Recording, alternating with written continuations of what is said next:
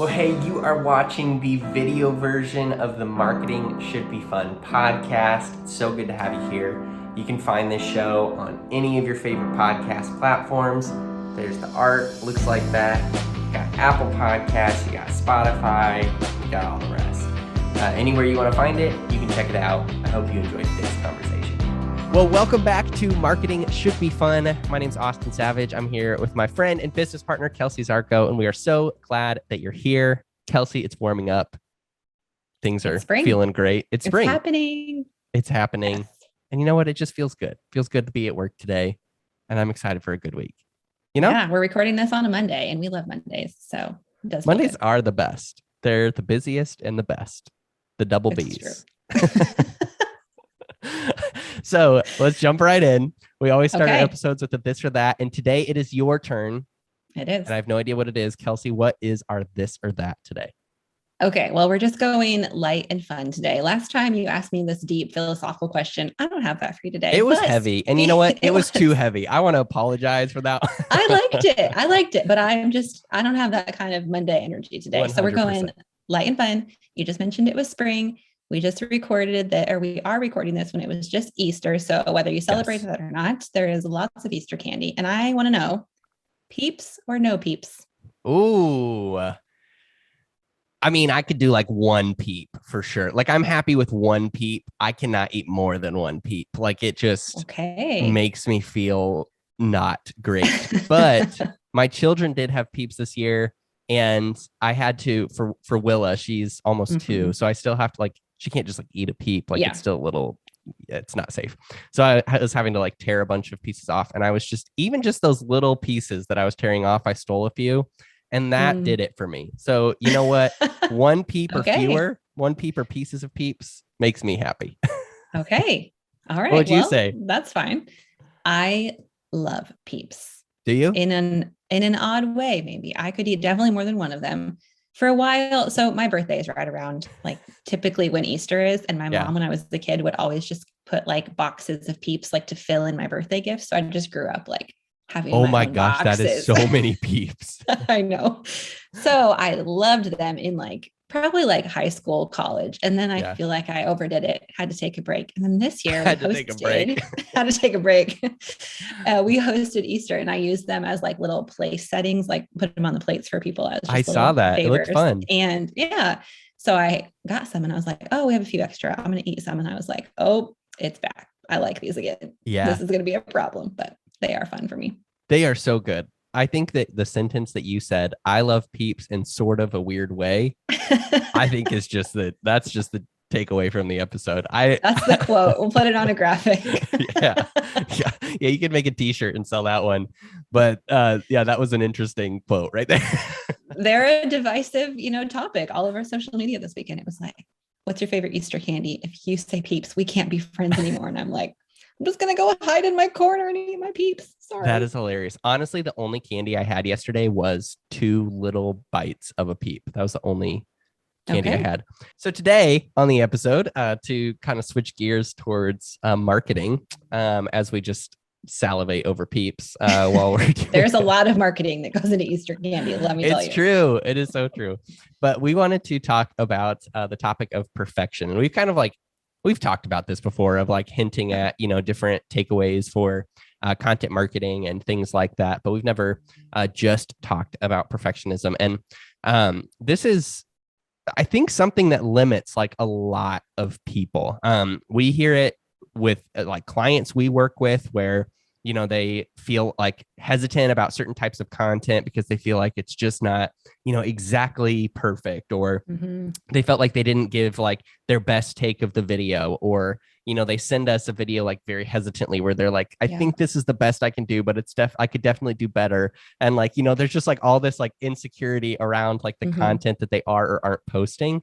And at the end of the day, that comes down to perfectionism.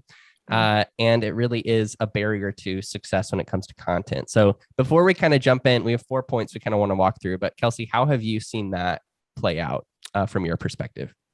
Yeah, I think a lot of it is just what you were saying. It just holds people back from potential. There's these lies that they kind of have in their mind, or it just becomes too big in their mind because they can't get it how they think it should be. And so whether that's coming out in something for social media or like an article they're trying to write, or especially even if we, people who are recording a podcast, we need to do more of that, like less structured. I've even felt that before, like when this is my first podcast I've done. And so letting those fears get in the way because you think you can't do it perfect. And then you don't do anything, and that doesn't serve anyone. Exactly. I just was scrolling TikTok this past weekend, and I saw a story that kind of like, I don't know, reflected this. I think that it's pulled from Atomic Habits. Have you read that? Oh, I haven't read the whole thing, but I own it. Okay. I don't own it. So no, the answer is no. I have not read it. Okay. But anyway, so I'm not going to share the whole story, but basically like the gist of it was there's this like professor in Florida or something, and he taught a photography class, and he at the beginning of the semester split up half of the students and told them that their job for the whole semester, like they were going to be graded on the quantity of pictures that they took. So they had to take and submit 100 pictures that they were proud of by the end of the semester. And if they submitted 100, they would get an A. If they submitted 90, they'd get a B, that kind of thing. Okay. And then he told the other half of students that they had to submit one picture for the whole semester, and they were going to be graded on how perfect that one picture was. Okay. And it was interesting because at least the takeaway of this TikTok, I don't know what the takeaway is in the original book, but basically like they were saying that the quantity group ended up being the ones who actually created better stuff because they were out there doing it. Like they were out there taking pictures and trying things and, being creative, while the other group was just theorizing on what would be perfect. And they were like thinking and studying and, trying to think through what would make the perfect photograph. And it ended up like limiting their potential in the class because they weren't actually doing it and staying consistent. And I think the same like takeaway, just generally when it comes to perfectionism, we see that all the time is like when our clients can get over that barrier of like this has to be perfect and instead just be consistent and do the best that we can in the kind of range of posts that or the schedule of posts that we've committed to.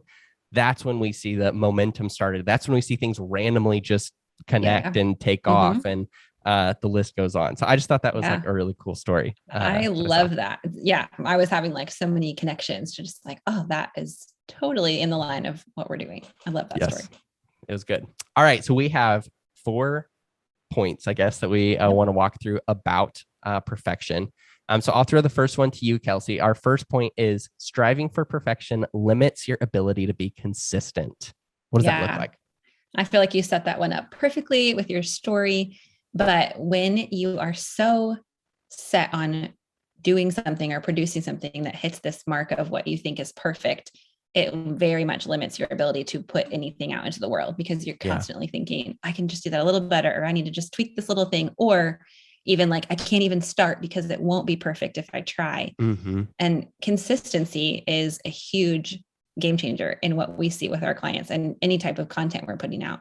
You need multiple touches with people. You need multiple interactions, and just that ability to connect with people and, have those moments where you're interacting. And if you're not putting out content that's consistent, you're lowering your ability to do that. So putting the bar down, setting down the perfection, the need for perfection lets you put so much more out into the world. And I feel like we could talk about it forever, but there's just so many things that happen that come out of consistency. And that's why we see it being so important. Yeah. It's like when you like level the two, like consistency goes so far above perfection every single time. Like it's so crazy. I mean, we've literally seen the most random pieces of content like go crazy on our clients, like Instagram or something. And like we've seen the same thing like on our own stuff. It's just like, you never know. And so that's why consistency is so important, because you're just putting things out into the world and letting other people decide what they want to engage with. You're not being the guard and the gate of this is what people will be interested in. You're giving them the opportunity to choose to engage or not, And no algorithm, at least that we know of, really performs off of perfection. Like all the things that are getting put out there for people are just things that connect authentically, or they're like seeing that you're showing up consistently. So perfection isn't even a like reasonable measure of what you're doing if you're wanting to be effective. So levels that playing field a little bit. All right, I'm going to throw the second one to you too, because I think you put it on our list. But striving for perfection also limits your connection with others. What does that look like? Yeah.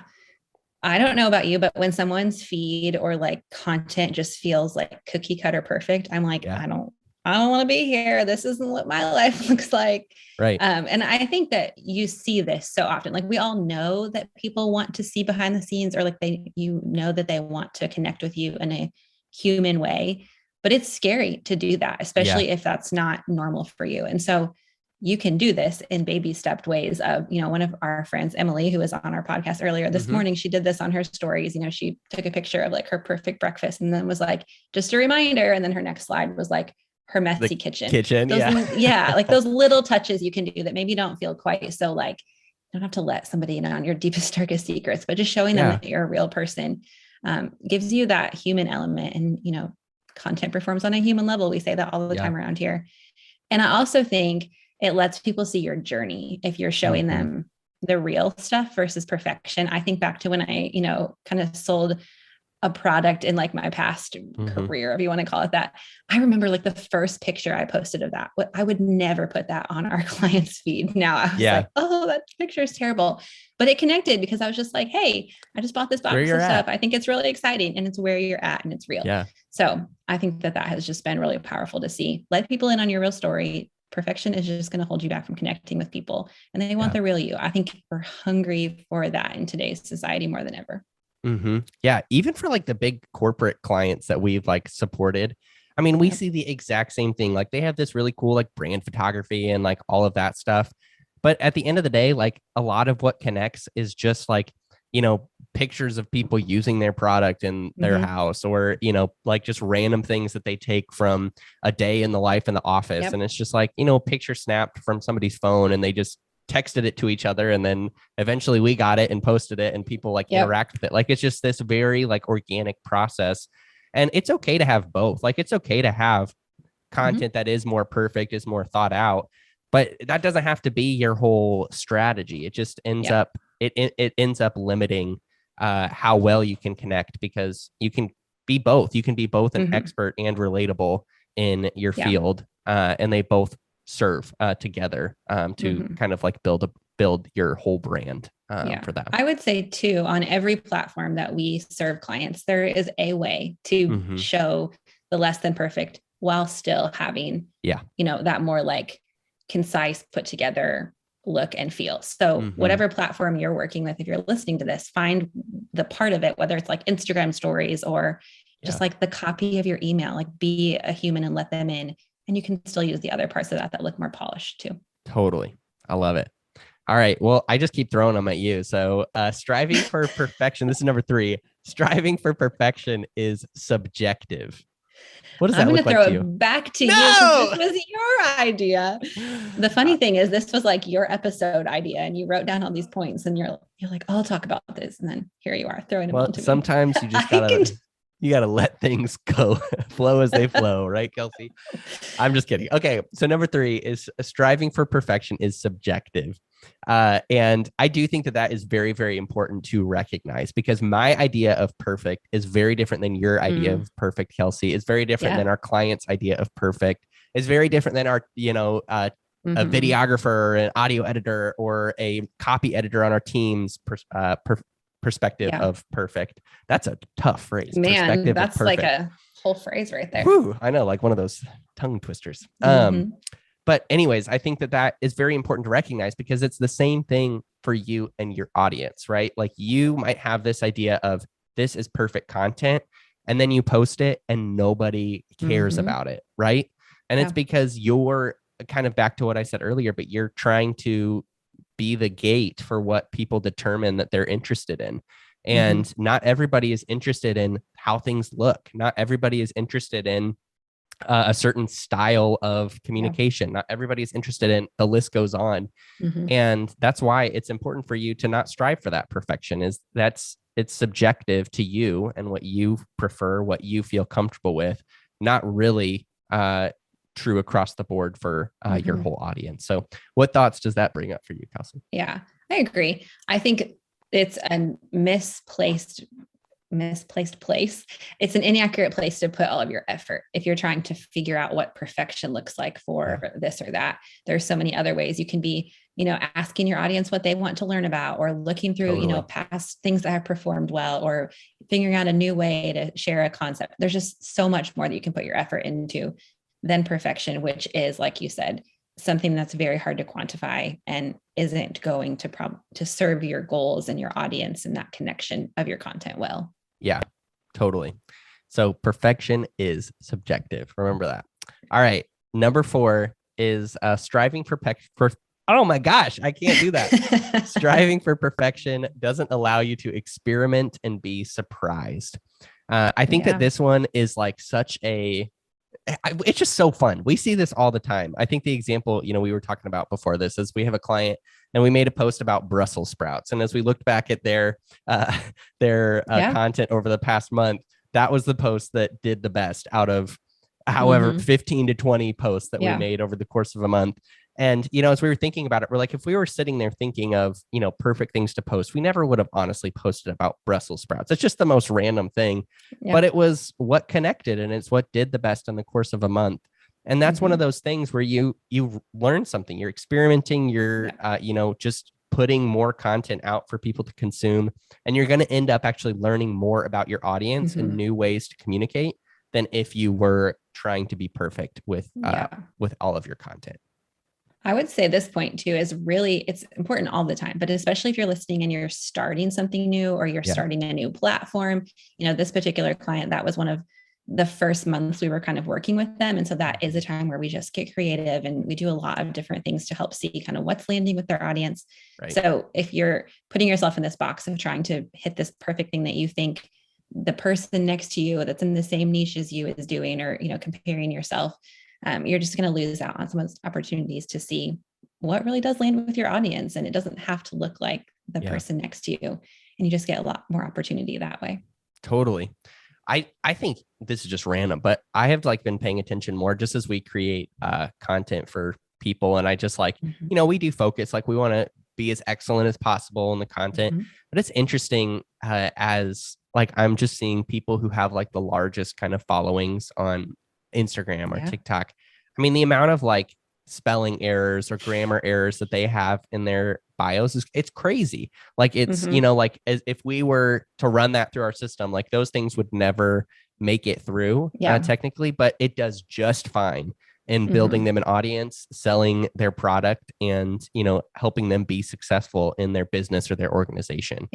And so I think we see this at play all the time is, those people generally, not all, not everybody with a big following is cool with that, but they figured out how to let their perfection, kind of lens go a little bit and to still, try to give value, but to not be so caught up in, oh, it has to look this way before I can hit publish. Yeah, definitely.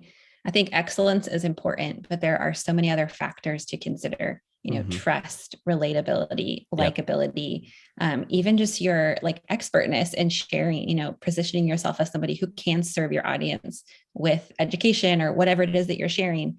Those things are so much higher and you're going to get a lot more return on your investment in thinking about those things than thinking about perfection. I love it.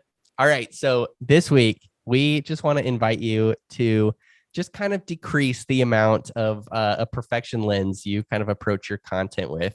And just to even think about how much this matters to you now, how much is perfection kind of limiting your potential when it comes to content marketing and limiting your consistency when it comes to content marketing, because it really, in the long run, isn't what's going to serve you the best to build a brand and to build a community moving forward. So your content doesn't have to be perfect. You're not perfect. We're not perfect. None of us are perfect. And people really like seeing that imperfection in their feeds and in their day-to-day. So any last thoughts, Kelsey? Yeah, I would just say anytime I've been stuck in my businesses before, it has been because I'm just looking down and not looking out. And so if you can show up this week and look at how to serve the people who are showing up for you instead of feeling like you must be perfection or you must be perfect, I think you will see a lot of return on that investment of your thought and your energy. Yeah, totally. I'll throw one more thing here is that we have a video on our YouTube channel or my YouTube channel about insecurity and brand building. And one of the things that I say in that is just that insecurity, which is what perfection is in a lot of ways, it ultimately guards your most valuable asset, and that is you. And so don't try to guard who you are, or, the kind of whole person that you are, imperfections and all, just in the name of being perfect, because it really does end up limiting your effectiveness. So we're cheering you on, and we hope you have a great week. We'll see you next time.